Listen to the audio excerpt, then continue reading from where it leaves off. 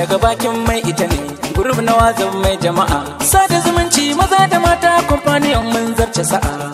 Daga bakin mai ita ne, gurub na wazan mai jama'a. sada zumunci maza da mata kwamfaniyan mun ke da sa'a.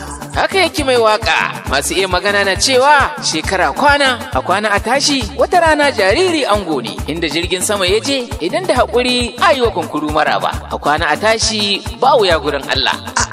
Waya aka yi ne kana ta jero karin maganganu haka, me ke faruwa ne Sanusi Anu? Yau Rahman baka da labari? Ina kungiyar nan ta masu sauraron shirin daga bakin mai ita na gidan rediyon Najeriya Kamfanin FM Katsina?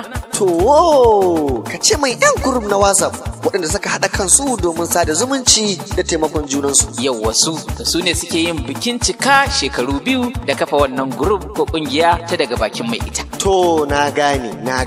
A wacce shekarar ma kasan sun karrama mutane daban-daban na jihohin Najeriya kuma suka sada zumunci. Shin bana ma za su yi hakan ne? Sosai ma a wannan rana za su karrama 'yan cikin kungiyar tasu da kuma wa'yansu wanda suka ba shirin daga bakin mai ita gudunmawa da kuma wa'yansu masu sauraron shi wannan shiri daga bakin mai ita na gidan rediyon Najeriya Kamfanin FM birnin Katsina. To lallai kam masu abu da abun su gaskiya ne, ni ma ba za a bar ni ba. Shin Anu a ina za a yi kuma wani wuri wani lokaci ne?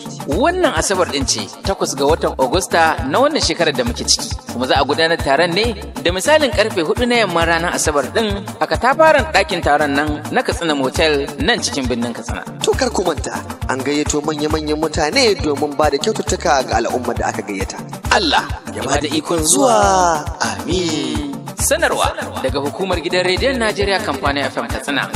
Daga bakin mai ita ne, gurub na wazan mai jama'a. Sada zumunci maza da mata kwamfaniyan mun ke da sa'a. Daga bakin mai ita ne, gurub na wazan mai jama'a. Sada zumunci maza da mata kwamfaniyan mun zarce sa'a. Daga bakin mai ita ne, gurub na wazan mai jama'a. sada zumunci maza